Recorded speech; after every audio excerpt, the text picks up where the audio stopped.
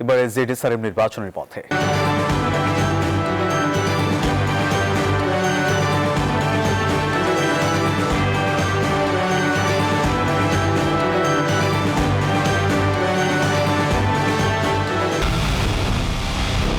পুরো দেশের মুখে হাসি ফোটাতে নিজেকে হতে হয় স্ট্রং, আর মনোবল হতে হয় স্পার্ক জিরো। জেডিএসআরএম 25 বছরের পথ চলায় নিরাপদে রাখার প্রত্যয়ে। একদম তলানিতে চলে যাওয়া দেশকে আবারও টেনে তুলেছেন ডক্টর ইউনূস। এমনটাই মন্তব্য করেছেন পররাষ্ট্র উপদেষ্টা তৌহিদ হোসেন। সকালে ভোলা সরকারি স্কুল মাঠে ভোটের গাড়ি ক্যারাভান উদ্বোধন করে সাংবাদিকদের এই কথা বলেন তিনি। এ সময় পররাষ্ট্র উপদেষ্টা আরও বলেন, 2008 সালের পর সত্যিকার অর্থে দেশে কোনো নির্বাচন হয়নি।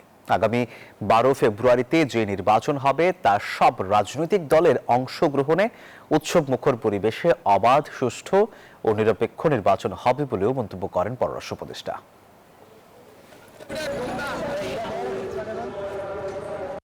অন্তর্বর্তী সরকার হিসাবে বাই ডেফিনেশন কিন্তু স্বল্পকালীন।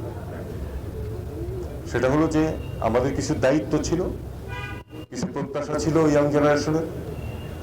তাদের সেই প্রত্যাশা সবটাই যে আমাদের এই স্বল্প সময়ের মধ্যে পূরণ হয়ে যাবে তা না, কিন্তু আমরা একটি পথ নির্দেশ করে দিয়ে নির্বাচন দিয়ে নির্বাচিত প্রতিনিধিদের হাতে ক্ষমতা তুলে দিয়ে আমাদের চলে যাওয়া, এটাই আমাদের লক্ষ্য ছিল সবসময়।